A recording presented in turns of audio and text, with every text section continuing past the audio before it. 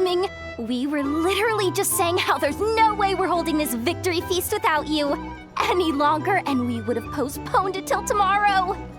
How are you feeling today? Much better. Thanks. Don't worry about me. Relieved to hear it. If that changes, just let me know. Happy to check you over at any time. Yep, we're here for you. Anything you need, just let us know. Oh wait, where's Nefer? How are her eyes doing? Nefer's right over there. I'm sure she'd love to catch up with you.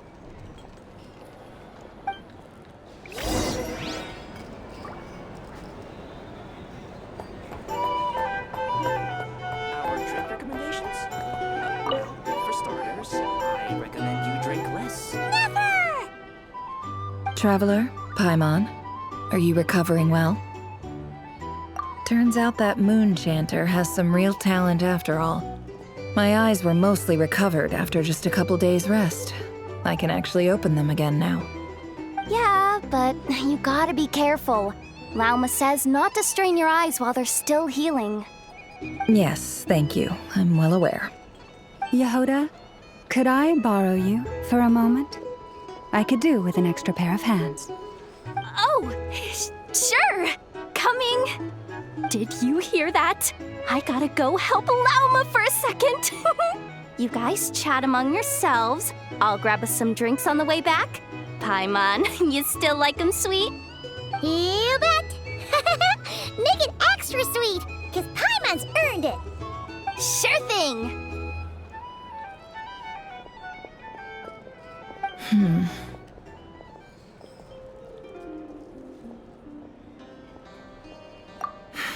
The Raker of Solnari.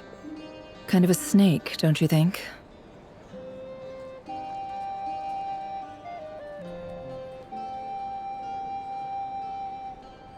No, definitely a snake. A poisonous one who spewed his venomous hatred everywhere. Anyone who seeks revenge out of hatred for other people has become a snake. That's something my dad used to say.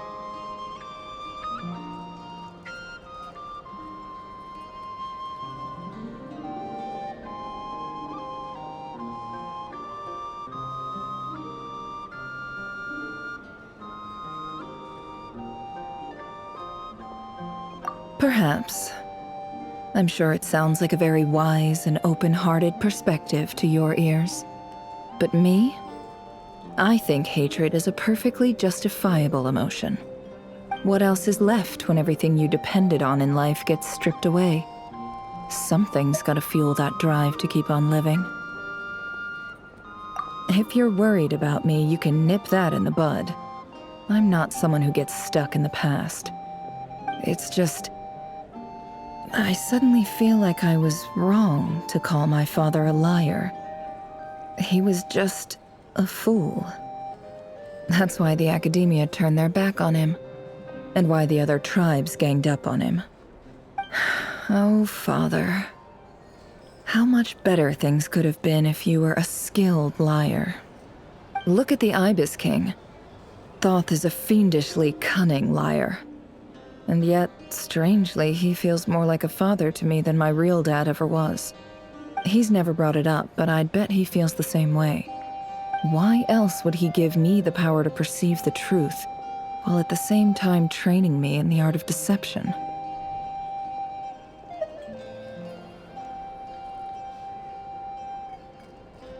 Well, King Deshret banished him to Aru, which is essentially a prison, and posed 3 questions to him. He promised that he'd have his freedom if he could find the answers.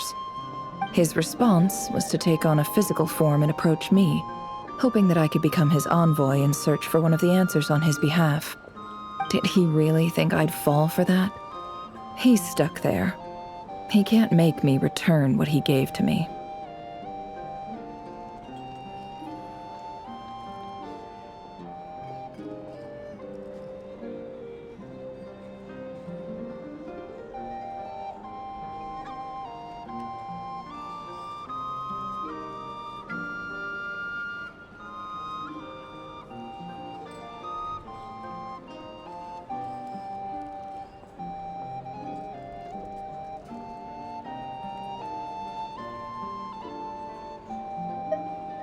So that's enough for you to decide he's nice, is it?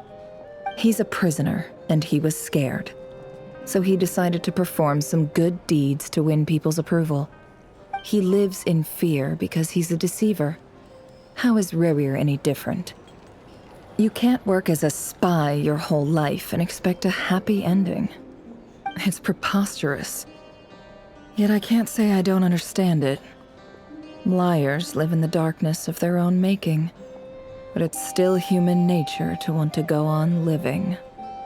They say that a liar's soul is the most worthless thing in the world. What do you think?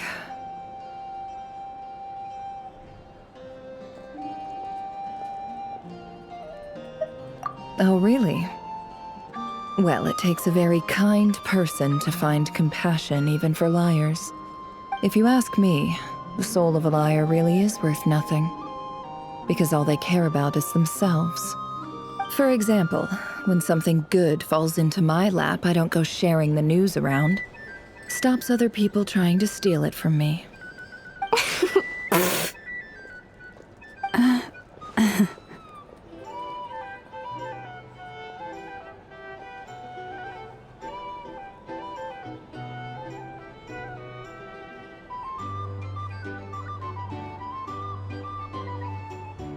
So be it.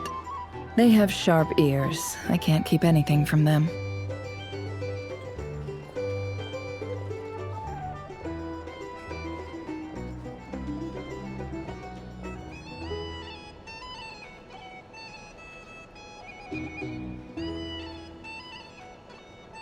Oh, is that what it looks like?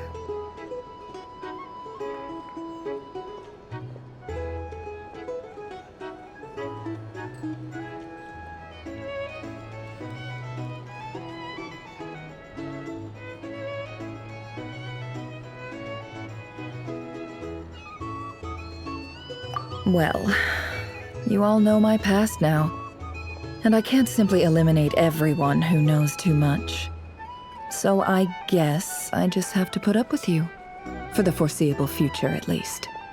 When you find yourself in a situation you can't control, the safest play is to keep calm and start monitoring everyone involved like a hawk. In the intelligence world, you need to have a sense of perspective and play your hand accordingly.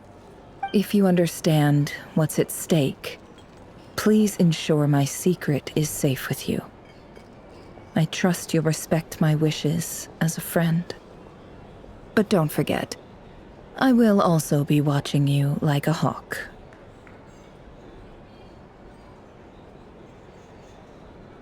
Very good. Oh, wait! Now that the panic's over and we've all calmed down, after all that build-up, our mystery ally never showed up even once!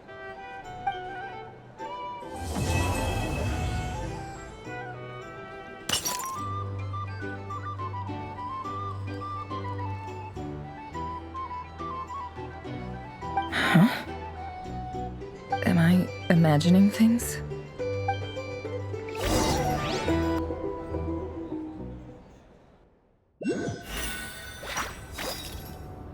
So, that close colleague who stayed behind with you?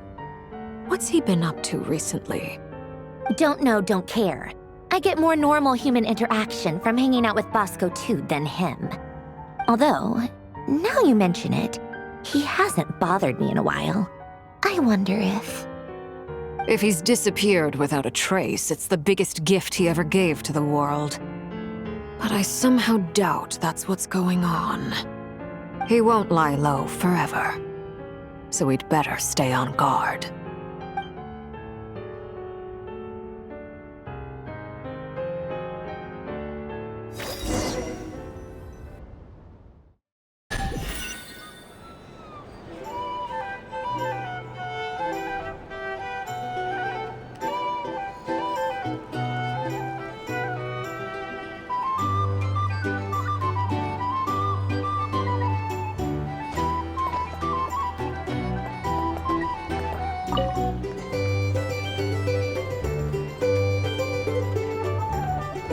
Ah, Lord Sangamabe.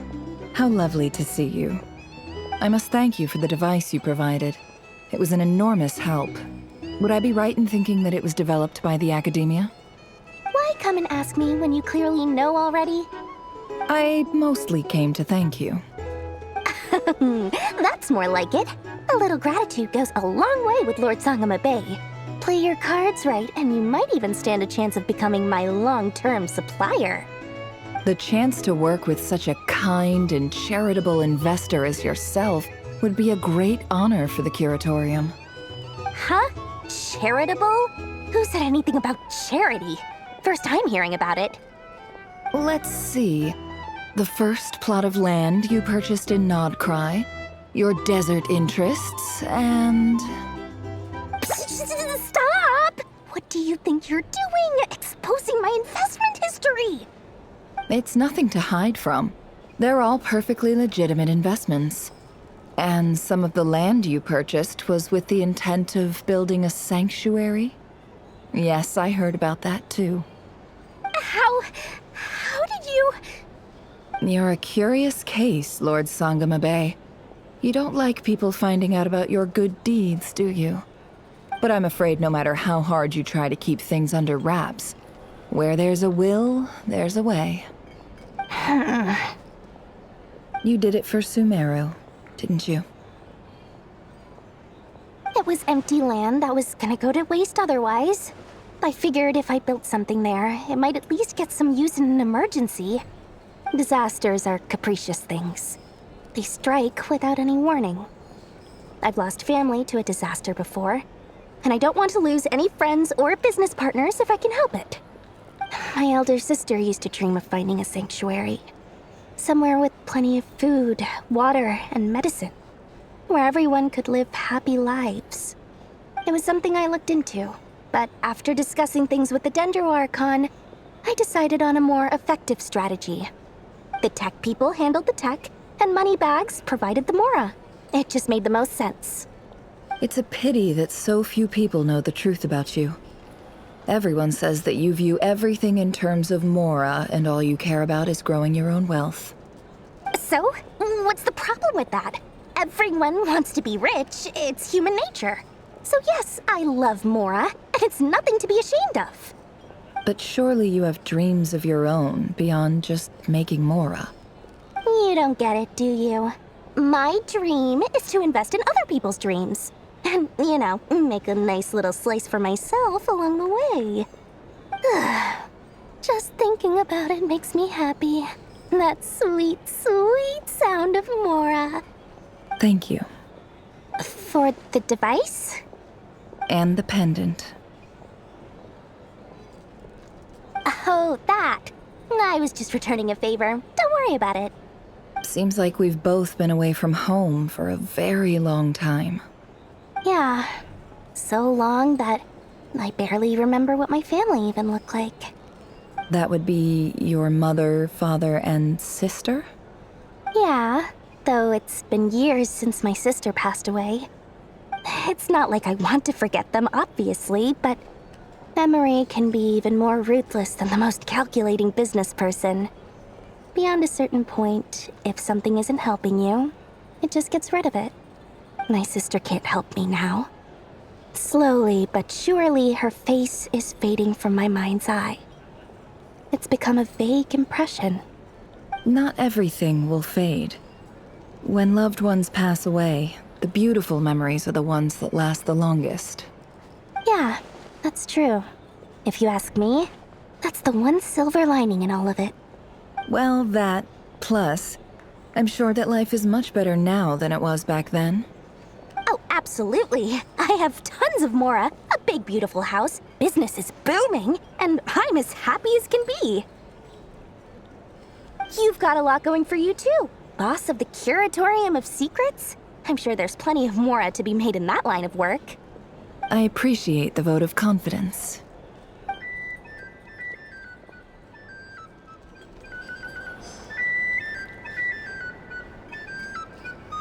Our drink recommendations? Here's the thing. For starters, I recommend you drink less.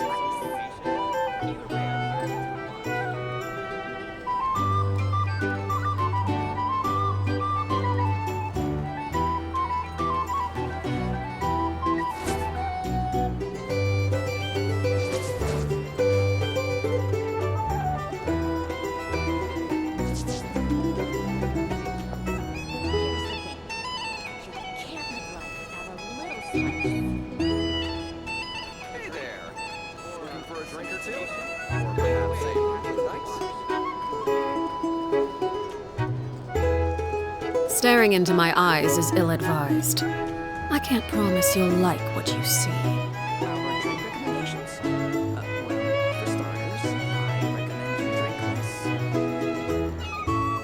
Hey there. For a drink or two, or perhaps a nice. Our drink recommendations? For starters, I recommend you drink less.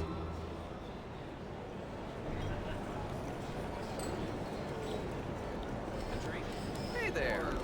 Looking for a drink or two? Or perhaps a... Have a little spice.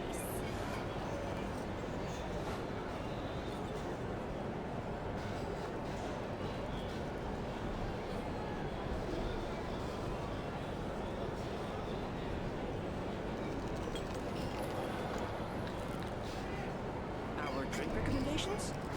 Well, for starters, I recommend you drink less. Here's the thing. You can't drink without a little spice. Hey there. Either way, I'm looking for a drink or two. Or perhaps a for the night.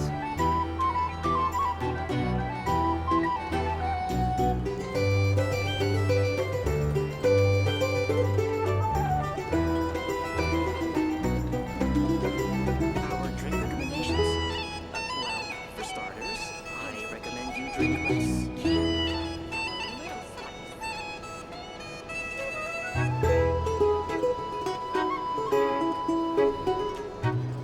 Hey there. Looking for a drink or two? Or perhaps a for the night.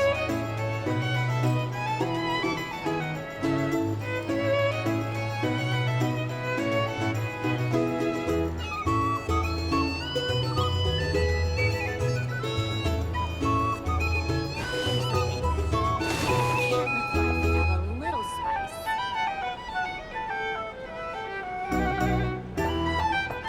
A drink? Or some information? Either way, I'd be happy to oblige. For starters, say How have you been holding up? Any adverse reactions? If you start to take a turn for the worse, make sure you tell me right away. You don't need to worry about me, Grandmaster. I'm fine. I mean, I barely did anything, so... What? You're too humble, young man. You played an indispensable role in the battle for Nodcry. We can't thank you enough for your support. Sometimes, when people praise you, it's because you deserve it. The best thing is to accept it calmly and with grace. It's important to learn how to respond to words of admiration. Let's do a quick demonstration. Albedo, that was an incredible feat of alchemy. The pressure was on, but you worked flawlessly at lightning speed to get the job done. Thank you. I can't take all the credit, though. Durin played a big part in forming the alchemical array. See? Did you catch that? A masterclass in how to take a compliment. Oh, okay. Yeah, I did work pretty hard to help prepare for the battle. No point denying that. Hey, you guys!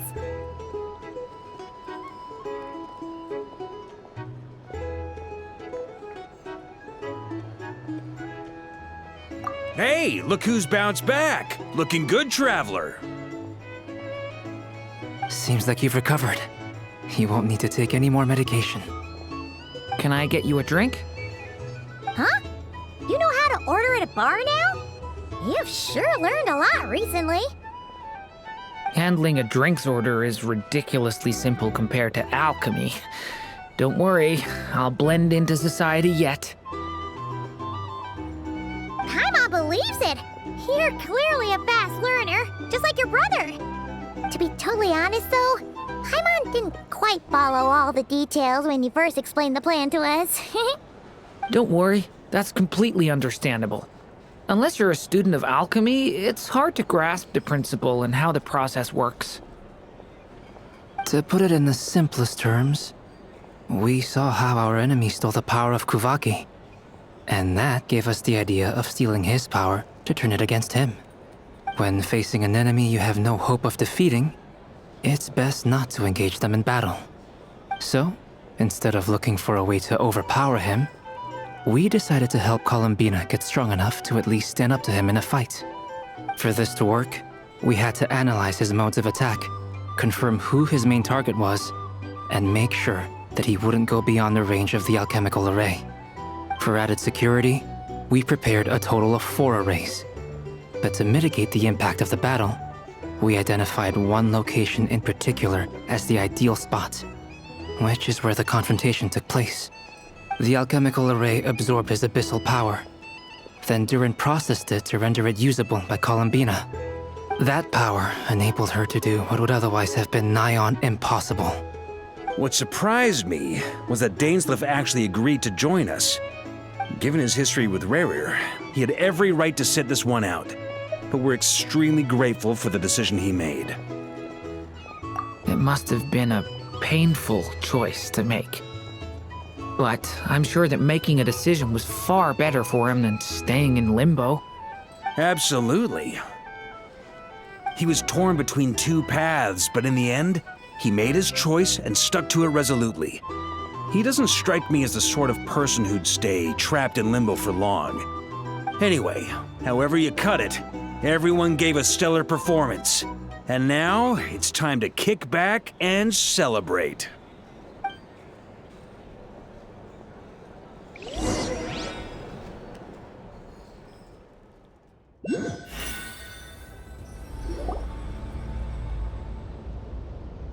That's the only reason you're here. Yes. I've thought a lot about it. And I've realized that you, me, and Arlecchino should be friends.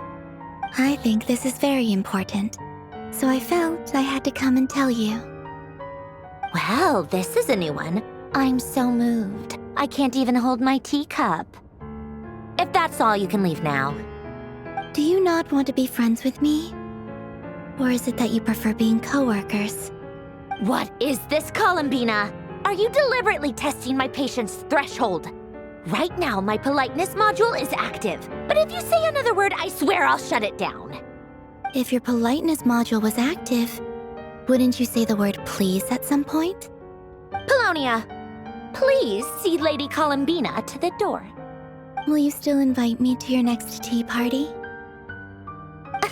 What? Yes, I think you will. Bye-bye, dear Sandrone.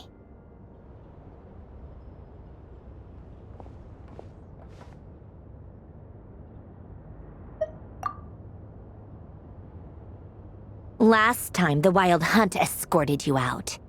Would you rather I handled it myself this time?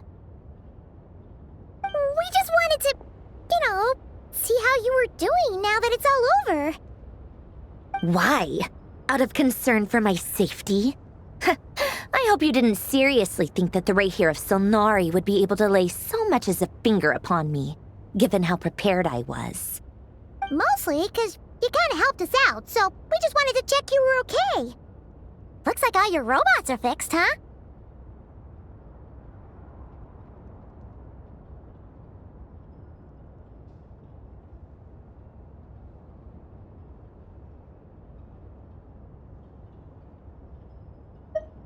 Oh, don't you worry about that. Tea time is already a write-off.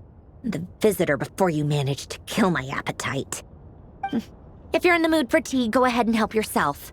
Otherwise, it's going to waste. My coasters are still missing in action, though. Use this notebook instead. Whoa! Pretty hefty notebook. Look at all those calculations. You can ignore those. They're just dumb scribblings. I doodle and write in my free time. Sometimes I remember the distant, dreamlike past. Sometimes I imagine the far-flung future. And other times, I grit my teeth and note down all the crazy nonsense going on in the present. Some people do the crosswords in the newspaper. This is my equivalent of that. Trying to predict the future is like daydreaming, and writing about the present just makes me furious. The past is my favorite. If nothing else, it's already set in stone, so I don't have to rack my brains trying to figure it all out. Huh.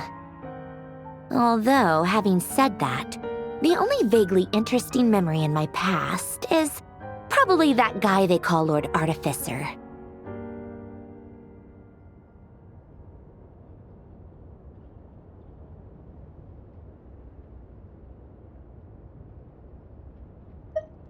Who else?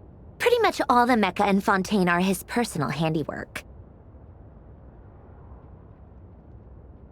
Wait, are you saying you know him? Like, personally? As a friend? I mean, I guess we were friendly enough.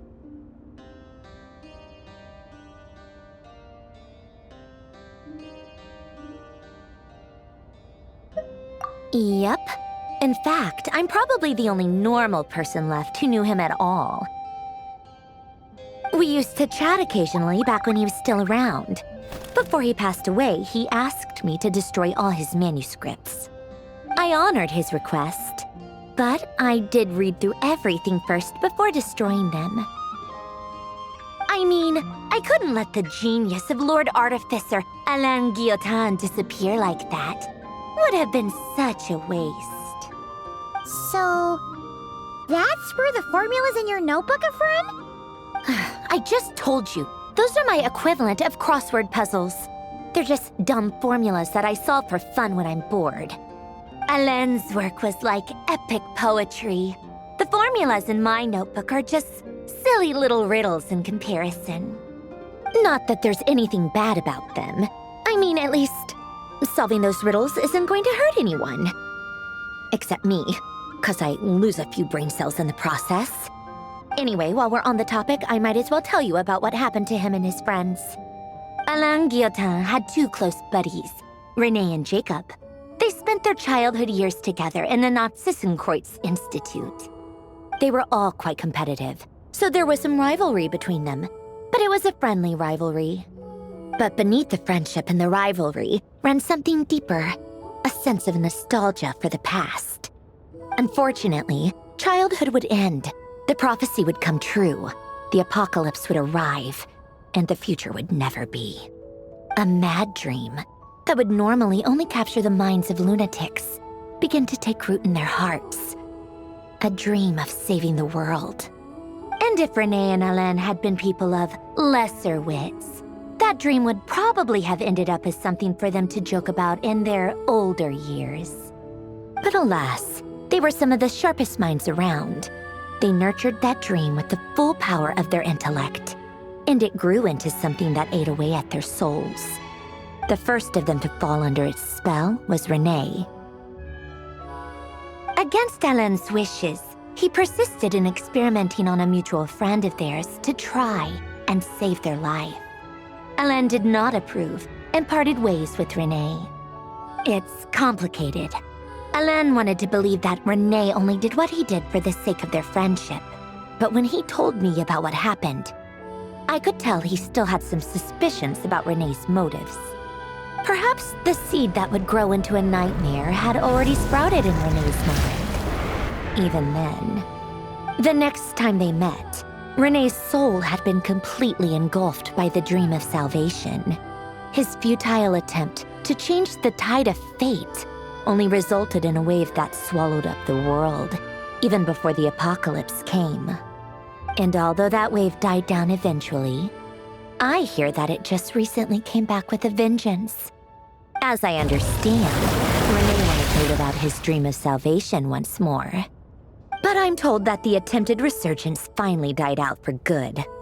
At long last, Renee awoke from his deluded dream. Though of course by then it was far too late. What do you think of Renee? Do you admire his transcendent genius?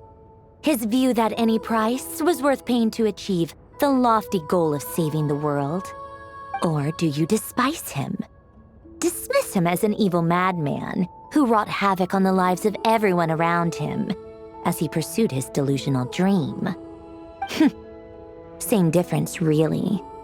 Just a matter of perspective.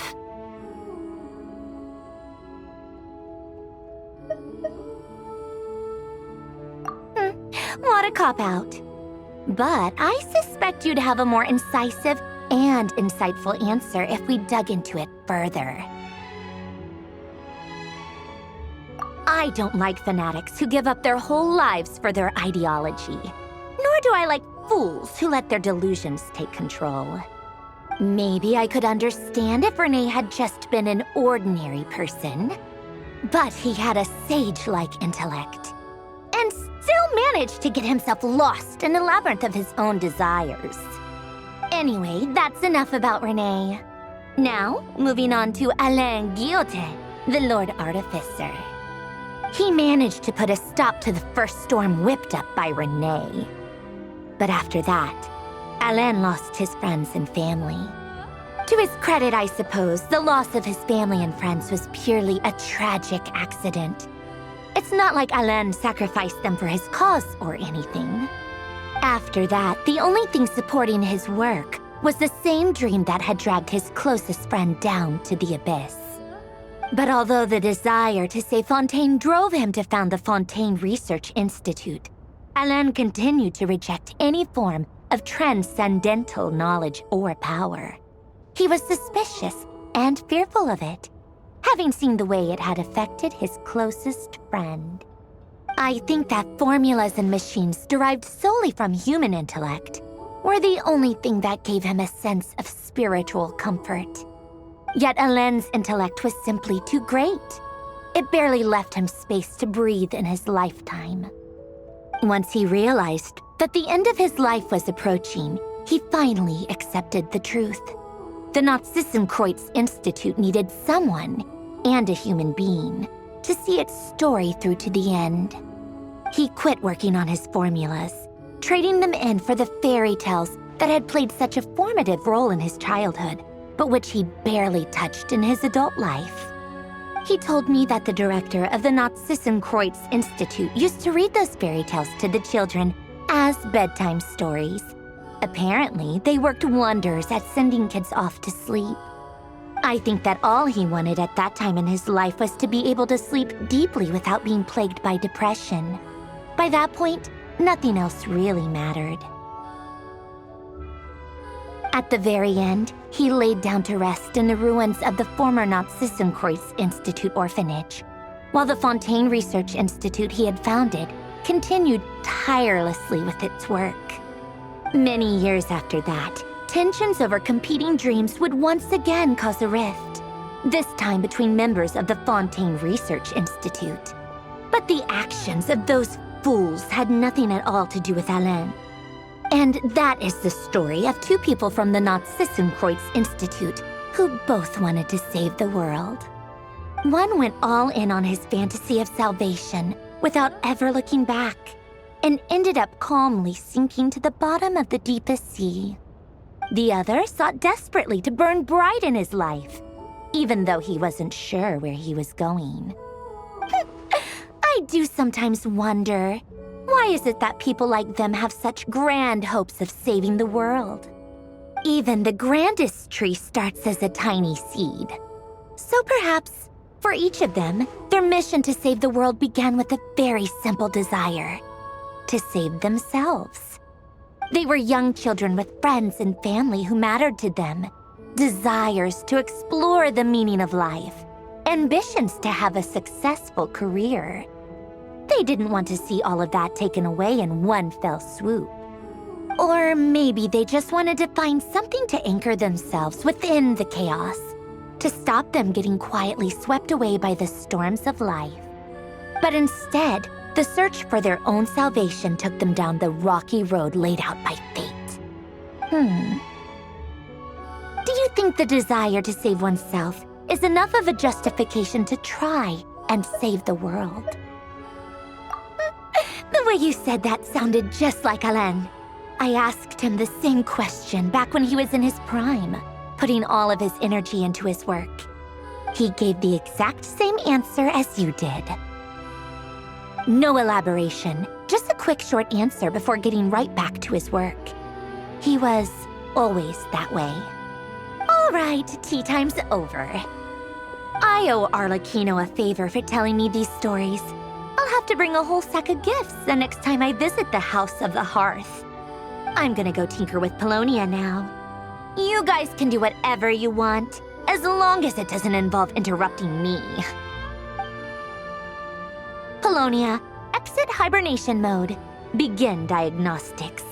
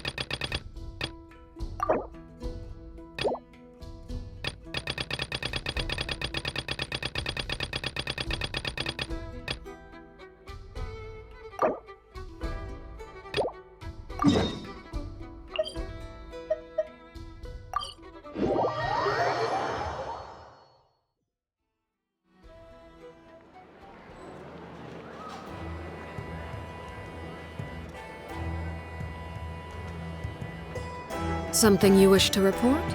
Go on. You have my undivided attention. I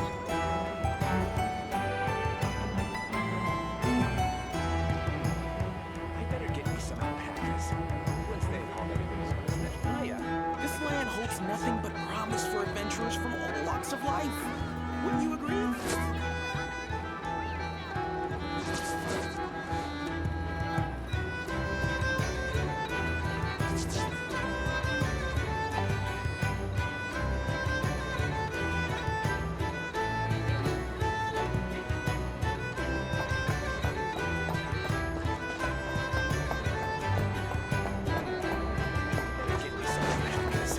Once they've hauled everything over to Snezhnaya.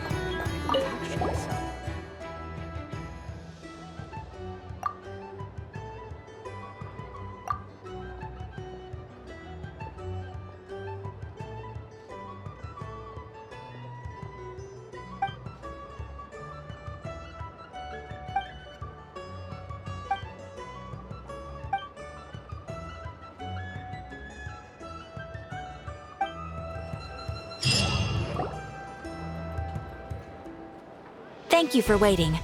I finished checking your Adventurer Handbook. Here are your commission rewards. We have no other urgent commissions on the books at present. Thank you for all your hard work lately. Perhaps you two could consider taking a vacation. Amazing! Paimon never thought we'd end up having downtime in Notcry. Things were pretty hectic when we first got here. Everywhere you looked, it was either the Wild Hunt causing chaos or the Vatui stirring up trouble.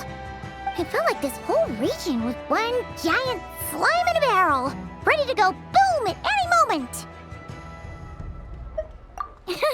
That's right. Another win for Tibet's top duo. Ah, yes. Are you two aware that the Moon Prayer Night is soon to take place? Oh, yeah. Llama told us that was coming up soon. Wait, why do you mention it, though? Do people in Nasha Town celebrate it, too? Paimon thought it was just for moon goddess worshippers. You're partially right. Most people in Nasha Town just see the festival as an opportunity to do business. They do not concern themselves with the religious element. The festival was first celebrated by the Frost Moon Scions. On this day, they would wear moon prayer blossoms and celebrate the birth of the moon goddess through song and dance. They would also prepare food and handicrafts and give them as gifts to others. Over time, it became Nodcry's most lively festival. Oh, sounds like fun!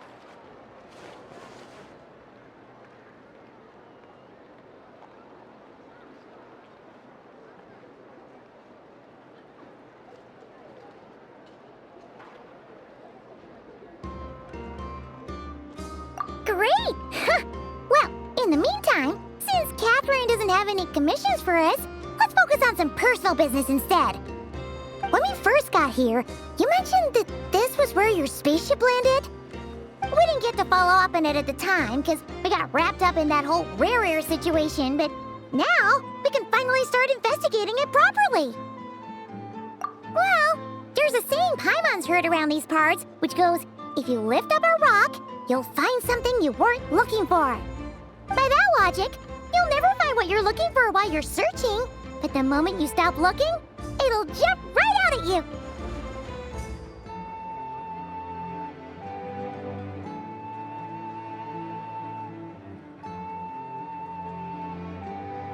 Could be worth a try though, right?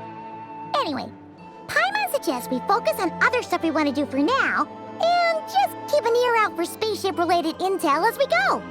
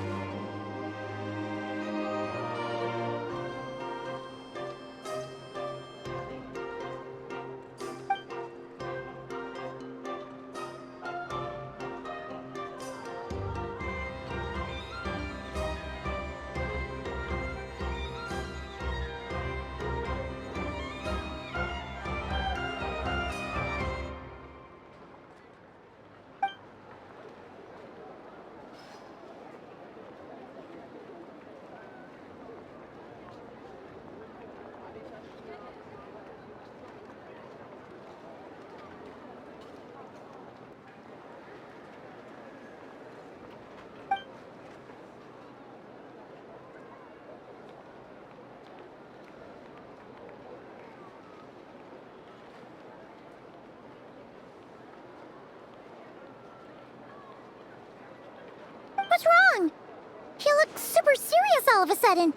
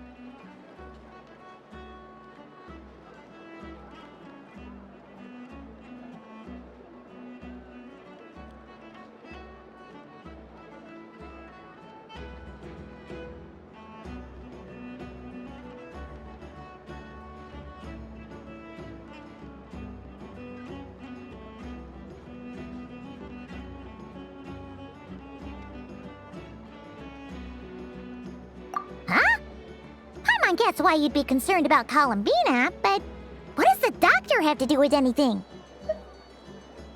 Oh, that's true. And now that you mention it, we're definitely overdue for a showdown with the Fatui. It is weird that he hasn't shown himself this whole time. What could he be up to?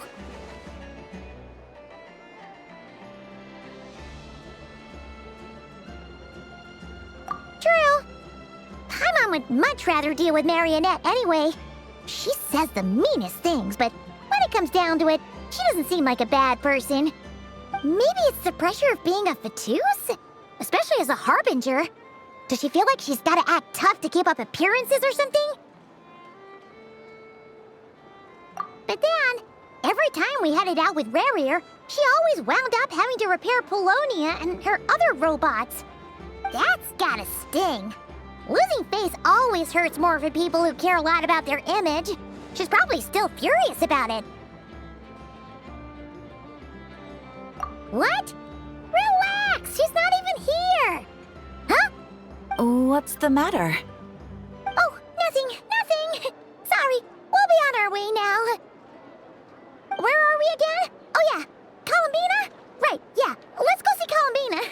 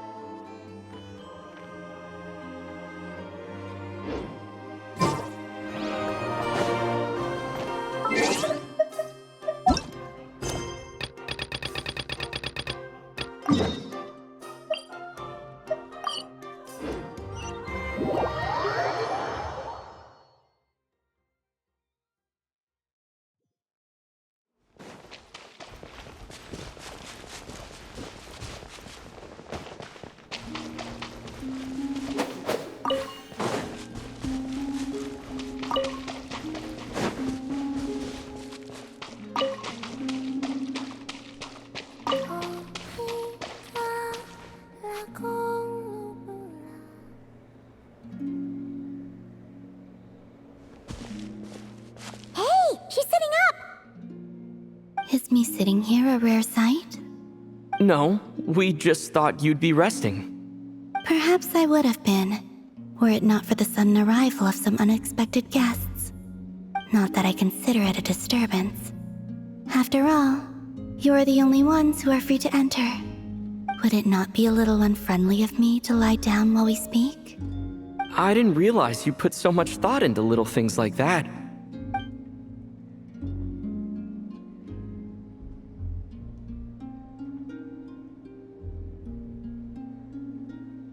Only sometimes. There have been moments lately where I think about you and your companions. They are warm, mysterious, and cozy memories. Very few of my past memories are anything like that. They say that travelers return home bearing bags full of souvenirs. But my luggage was empty, and I believed it would stay that way. Return home? So, you're still planning on returning to the moon? Yes. This planet continues to reject me, reminding me that I do not belong here. If I remain in Teyvat, there will come a day that I disintegrate.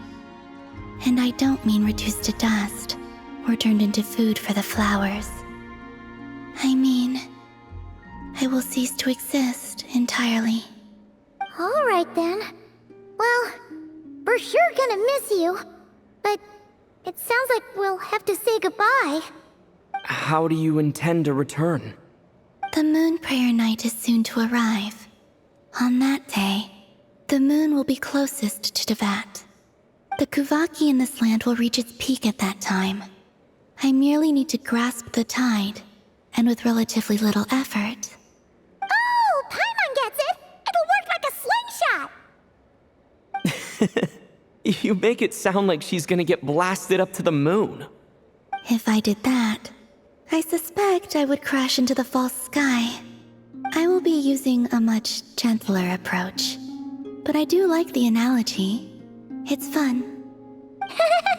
You see? She gets Paimon's sense of humor. In the blink of an eye, the time has come to part ways. It does feel that way, doesn't it? Time seems to fly fastest when you are enjoying it. I have always thought of myself as a wanderer on this earth, and it has never expressed any desire to keep me here. Yet, just as I plan to depart, it tugs at my arm. Is this a gesture of affection? Or is the world mocking me? Oh. Were you hoping I can answer that? Yes. You are a traveler, so you must have a lot of experience in this area. Then, what I would say is, enjoy the moment. That's right! Don't overthink it! Happiness is happiness and joy is joy! The point is to enjoy it, not analyze it! I see. Then what I would say is, even though I am very tired right now, I am still happy. I can't tell from the tone of your voice. Oh, really? You don't think I sound happy? I'm just kidding. I could tell you were in a good mood today from the moment we saw you. Ah, a joke. Albeit not a funny one. Anyway, I assume you're here about you-know-what. Give me your hand. Actually, it's not that. There's something else we wanted to discuss with you. Oh. Then, do you still want to give me your hand?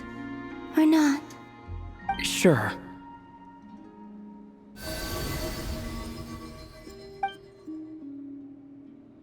Thank you.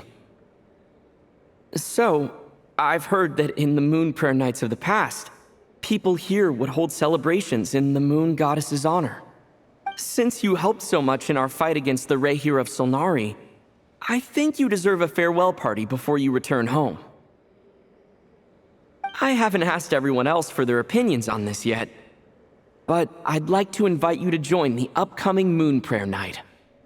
I've never joined a moon prayer night before. I'm not sure what I would even do. Oh, don't worry about that! We take care of everything! everything. All you need to do is show up. Of course, there's no need to force it if you're not feeling strong enough.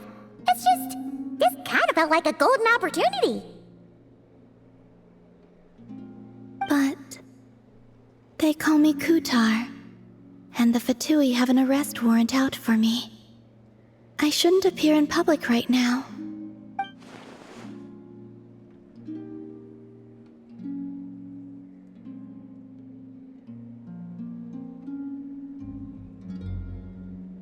I'll make it work. You have my word. Yeah, we got your back. Well, he does. Paimon's actually not too sure what he's planning. All right, if you're sure.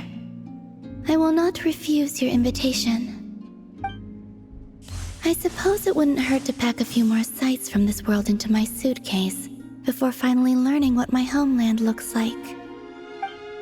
Oh, if you see Lauma, please tell her that my answer to the question she asked me is neither yes nor no. Rather, it is, there is no need. That was kinda cryptic, but sure. Guess it's between the two of you. We'll pass along the message. Bye for now.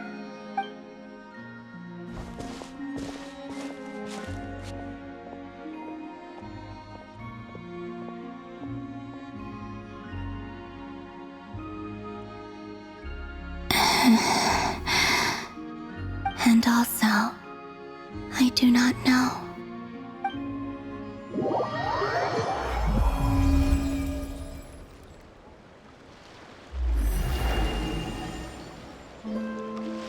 Since she's agreed to join the festival, let's go see who else wants to take part. Lauma's gotta be the person most familiar with the Moon Prayer Night. We should start with her. Also, what exactly is your plan to keep her safe? Not sure yet. I'll figure something out. What? Are you serious? And Paimon even gave you her vote of confidence back there. When did you become so sneaky?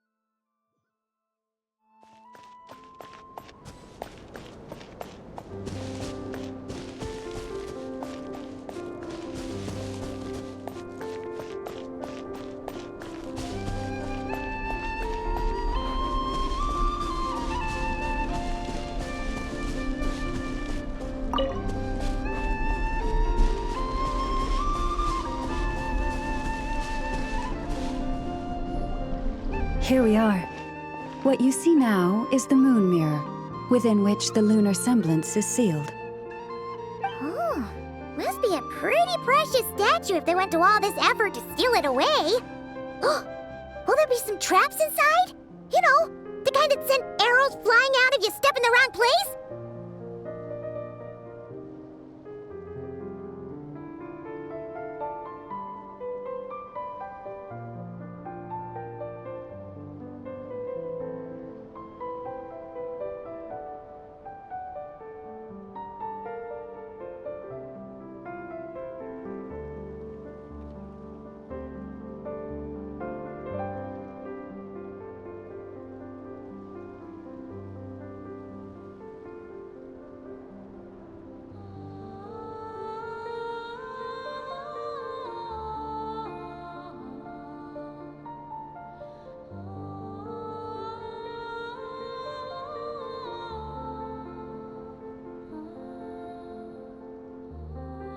Do not worry.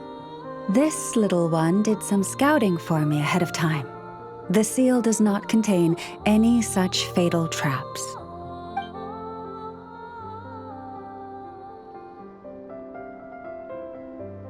Oh, nice. That's good to know. And yeah, that sounds like a job for a weasel thief.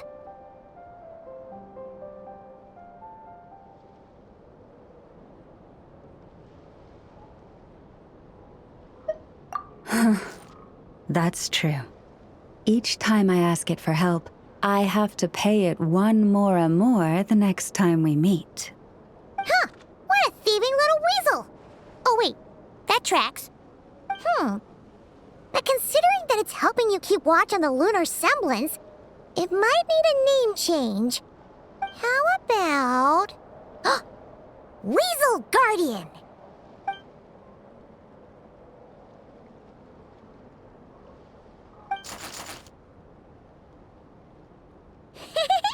Can't catch Paimon! Paimon can fly! Nee!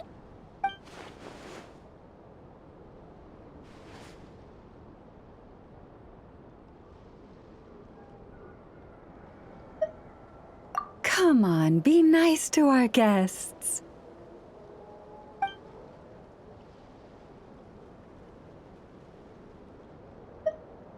To retrieve the lunar semblance, we need to activate pairs of mechanisms in 2 different locations.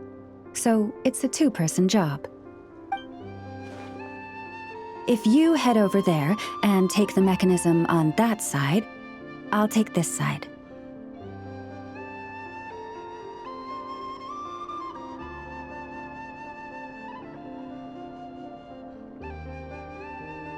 That won't be a problem. I have eyes in the sky. It will keep me updated on where you are and which mechanism is in front of you. Don't worry, all you have to do is follow my instructions.